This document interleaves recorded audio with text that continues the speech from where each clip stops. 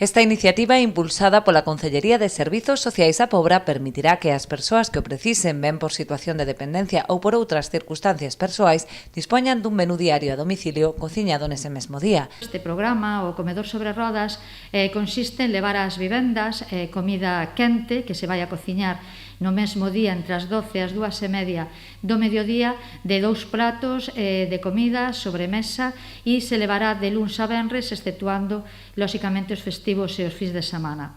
Se facemos esta rolda de prensa é para animar a veciñanza que este interesada a que xa pode chamar a servicios sociais e ir requirindo ou xuntando toda a documentación que sería necesaria para a súa tramitación. A orientación deste programa vai orientado a persoas vulnerables.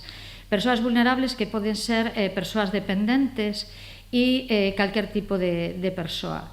Porque na ordenanza, si en primer lugar se valora que sean persoas maiores de 60 anos, persoas que conviven soas, pero si é certo que ao mellor hai outro tipo de usuarios ou pode haber outro tipo de realidades, como pode ser familias con menores, pero que teñan problemas para acceder ao tema de alimentación por renta ou por calquer outra cousa, que cun informe social pois si poderían, digamos, que participar neste servizo. O prezo de licitación dos menús é de 7,35 €, pero estarán bonificados en función da renda e doutros criterios de valoración. En principio, o servizo contará cunha vintena de usuarios que disporán de menús elaborados por un nutricionista, tendo en conta as necesidades persoais de cada un. Incluso este servizo va a contar cunha nutricionista e dietista e se terán en conta todas as patoloxías pois que poda presentar calquer usuario. Son menús que se van ir, lóxicamente, renovando semanalmente, pero que van ir específico para cada usuario.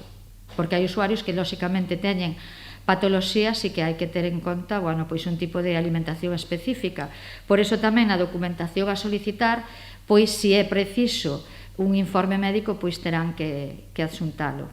O servizo, que previsiblemente comezará a funcionar no mes de febreiro, está cofinanciado pola Deputación da Coruña no marco do Post Social.